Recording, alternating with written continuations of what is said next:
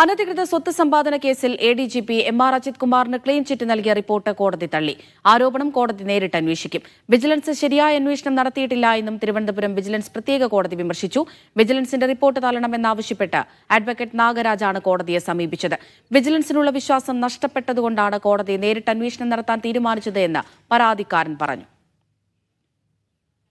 കാരണം ഇനിയിപ്പോൾ വിജിലൻസിൽ വിശ്വാസമില്ലെന്ന് കോടതിക്ക് തന്നെ ബോധ്യമായി കഴിഞ്ഞു. വിജിലൻസ് ഫെയർ എൻക്വയറി നടത്തിയിട്ടില്ല എന്ന് തന്നെ ഇന്നത്തെ ഉത്തരവിൽ കോടതി അസന്നിഗ്ധമായി കോടതി പറഞ്ഞു കഴിഞ്ഞു. അപ്പോൾ ഇനി കോടതി നേരിട്ട് അന്വേഷിക്കുകയാണ്. അപ്പോൾ കോടതി നേരിട്ട് എൻ്റെ മൊഴിയും സാക്ഷികളുടെ മൊഴിയും എല്ലാം രേഖപ്പെടുത്തി പിന്നെ റെക്കോർഡ്സൊക്കെ വിളിച്ചു വരുത്തി കോടതി എല്ലാം പരിശോധിച്ച് കോടതി തന്നെ നേരിട്ട് അന്വേഷിക്കുകയാണ്. സിജോ വിജോൺ തിരുവനന്തപുരത്ത് നിന്ന് വിവരങ്ങൾ നൽകാനായി ചേരുന്നുണ്ട്. സിജോ, എം.ആർ. അജിത് കുമാറിനും സർക്കാരിനും ഒരുപോലെ തിരിച്ചടിയാണല്ലോ ഇന്നിപ്പോൾ കോടതിയിൽ നിന്നുണ്ടായിരിക്കുന്നത്. തീർച്ചയായും രണ്ടുപേർക്കും ഒരേപോലെ തിരിച്ചടിയാണ് എന്നുള്ളതാണ് ഏറ്റവും പ്രധാനപ്പെട്ട കാര്യം. അതിനേക്കാൾ ഉപരി ഈ ഇന്നത്തെ കോടതി നടപടിയിൽ ഏറ്റവും പ്രധാനമാകുന്ന ഒരു കാര്യം എന്ന് പറയുന്നത് ഇത് ഇനി കോടതി നേരിട്ട് അന്വേഷിക്കുന്നു എന്നുള്ളത് തന്നെയാണ്. കാരണം ഇതുമായി ബന്ധപ്പെട്ട് പല തെളിവുകളും നൽകിയിരുന്നു. പക്ഷേ അത്തരം തെളിവുകളൊന്നും പലപ്പോഴും പരിഗണിക്കപ്പെട്ടില്ല എന്നുള്ളത് തന്നെയാണ് PV അൻവറും ഒക്കെ നേരത്തെ തന്നെ വ്യക്തമാക്കിയിരുന്നത്. അപ്പോൾ സ്വാഭാവികമായി നമുക്ക് ഉദ്ദേശിക്കാം ഏത് തരത്തിലാണ് പലപ്പോഴും ഈ അന്വേഷണവുമായി ബന്ധപ്പെട്ട കാര്യങ്ങളൊക്കെ പോകുന്നത് എന്നുള്ളതാണ്. അപ്പോൾ അത്തരം ഒരു കാര്യങ്ങൾക്ക് ശേഷം കോടതിയുടെ പരിഗണനയിലേക്ക് ഈ കേസ് എത്തുകയാണ്. ഈ സ്വത്ത് സമ്പാദനം സംബന്ധിച്ച മുഴുവൻ തെളിവുകളും കോടതി പരിശോധിക്കും. ഇതുമായി ബന്ധപ്പെട്ട് പരാതിക്കാരനായ അഡ്വക്കേറ്റ് നാഗരാജിന്റെ മൊഴിയെടുക്കും. അതോടൊപ്പം തന്നെ അദ്ദേഹം സമർപ്പിച്ചിരിക്കുന്ന ആ രേഖകളുമായി ബന്ധപ്പെട്ട് മറ്റാളുകളുടെയും മൊഴി രേഖപ്പെടുത്തും. നമ്മളോട് അല്പസമയം മുമ്പ് PV അൻവർ സംസാരിച്ചപ്പോൾ പറഞ്ഞത് അദ്ദേഹവും ഇതുമായി ബന്ധപ്പെട്ട് കോടതിയിൽ കക്ഷി ചേർന്നുള്ള നടപടികൾ ഉണ്ടാവുന്നതാണ്. നമുക്കിത് സാങ്കേതികപരമായ ഒരു കാര്യം നോക്കുമ്പോൾ ഈ അഡ്വക്കേറ്റ് നാഗരാജ് അദ്ദേഹത്തെ ഒരു കക്ഷിയാക്കി ആക്കിയിട്ടുണ്ട്. അദ്ദേഹത്തിന്റെ ഒരു മൊഴി നൽകുന്നതിൽ ടെക്നിക്കലി രേഖപ്പെടുത്തിയിട്ടുണ്ടെന്നാണ് പറയുന്നത്. അങ്ങനെയാണ് എന്നുണ്ടെങ്കിൽ സ്വാഭാവികമായും ഡയറക്റ്റ്ലി തന്നെ കോടതി PV അൻവറിൽ നിന്ന് ഇതുമായി ബന്ധപ്പെട്ട വിവരങ്ങൾ തേടുകയും ചെയ്യും.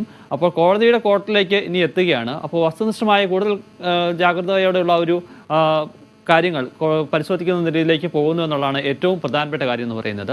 അതേസമയം വിജിലൻസിനും അതോടൊപ്പം തന്നെ സർക്കാരിനും വലിയ തിരിച്ചടിയാണ് ഉണ്ടാകുന്നത്. അത് തന്നെയാണ് സിജോ, ഇതിപ്പോൾ ഈ ആരോപണം കോടതി നേരിട്ട് അന്വേഷിക്കുമെന്ന് പറയുമ്പോൾ ഈ വിജിലൻസിന്റെ അന്വേഷണം അത് നേരായ ദിശയിലല്ല നടന്നത് എന്ന് കൂടി പറഞ്ഞു വെക്കുകയല്ലേ കോടതി? ഒരു ഫെയർ എൻക്വയറി നടന്നിട്ടില്ല എന്നുള്ളതാണ് ഈ കോടതി ഓർഡറിൽ വ്യക്തമാക്കിയിട്ടുള്ളത്. കോടതിയുടെ ഓർഡറിന്റെ പൂർണ്ണമായ പകർപ്പ് നമുക്ക് കിട്ടണം. അത് മുന്നോടിയായി കോടതി നടത്തിയിരിക്കുന്ന ഒരു ഓർഡറിലെ പ്രധാനപ്പെട്ട കാര്യം എന്ന് പറഞ്ഞപ്പോഴാണ് ഒരു ഫെയർ എൻക്വയറി നടന്നിട്ടില്ല എന്നുള്ളത് വ്യക്തമാക്കുന്നത്. അത് കൃത്യമായ രേഖകൾ പരിശോധിച്ചിട്ടില്ല എന്നുള്ള പരാതിക്കാരന്റെ ആ ഒരു വാദത്തെ കോടതി പൂർണ്ണമായും അംഗീകരിക്കുന്നു, അല്ലെങ്കിൽ അതിനെ സമ്മതിക്കുന്നു എന്നുള്ളത് തന്നെ ഇതിൽ നിന്ന് വ്യക്തമാകുന്ന ഒരു കാര്യമാണ്. എന്തായാലും വിജിലൻസിന് വലിയ തിരിച്ചടിയാണ്. കാരണം വിജിലൻസിന് സ്വാഭാവികമായും തുടരന്വേഷണം വരികയാണെന്നുണ്ടെങ്കിൽ കൂടുതൽ തെളിവുകൾ ശേഖരിച്ച് അത്തരത്തിൽ പുതിയൊരു റിപ്പോർട്ട് കൊടുക്കുക, അത് കോടതിയിൽ എത്തുക എന്നുള്ളതാണ് ഉണ്ടായിരുന്നത്. പക്ഷേ ഇനി കോടതിയുടെ നേരിട്ട് ഈ കേസ് ഇതുമായി ബന്ധപ്പെട്ട രേഖകൾ പരിശോധിക്കപ്പെടുന്നു എന്നുള്ളതാണ് ഏറ്റവും പ്രധാനപ്പെട്ട കാര്യം. ഇത് രാഷ്ട്രീയപരമായി തന്നെ സർക്കാരിനും അതോടൊപ്പം തന്നെ ഈ മുന്നണിക്കൊക്കെ LDF-നൊക്കെ വലിയ തിരിച്ചടിയാണ്. കാരണം എന്താ വെച്ചാൽ ഈ പറയുന്ന സംസ്ഥാന പോലീസ് മേധാവി ബന്ധപ്പെട്ട തെരഞ്ഞെടുപ്പുമായി ബന്ധപ്പെട്ടുള്ള ആ നിർണായക സമയത്തായിരുന്നു ഇതുമായി ബന്ധപ്പെട്ട് വിജിലൻസ് അന്വേഷണം പൂർത്തിയാക്കി മുഖ്യമന്ത്രി, ആഭ്യന്തര വകുപ്പിന്റെ ചുമതലയുള്ള മുഖ്യമന്ത്രി ഇതിൽ ക്ലീൻ ചിറ്റ് നൽകിക്കൊണ്ടുള്ള ഒരു റിപ്പോർട്ട് കോടതിയിൽ സമർപ്പിക്കുന്നത്. ആ റിപ്പോർട്ടാണ് ഇപ്പോൾ കോടതി എടുത്ത് ദൂരെ എറിഞ്ഞിരിക്കുന്നതെന്ന് പറയേണ്ടി വരും. അപ്പോൾ സ്വാഭാവികമായും അജിത് കുമാറിനെ പോലെ തന്നെ കോടതിയുടെ ഇന്നത്തെ നടപടി ക്ഷീണമേറ്റിരിക്കുന്നത് വിജിലൻസിനും സർക്കാരിനും എന്നുള്ളത് തന്നെയാണ്. അപ്പോൾ ഒരു പൊളിറ്റിക്കലി ഒരു മറുപടി പറയേണ്ട ഒരു ബാധ്യത LDF-നും അതിലെ നയിക്കുന്ന മുതിർന്ന നേതാക്കൾക്കൊക്കെ വരുന്നു എന്നുള്ളതും മറ്റൊരു പ്രധാനപ്പെട്ട കാര്യമായി നിലനിൽക്കുകയും ചെയ്യുന്നു. പിന്നെ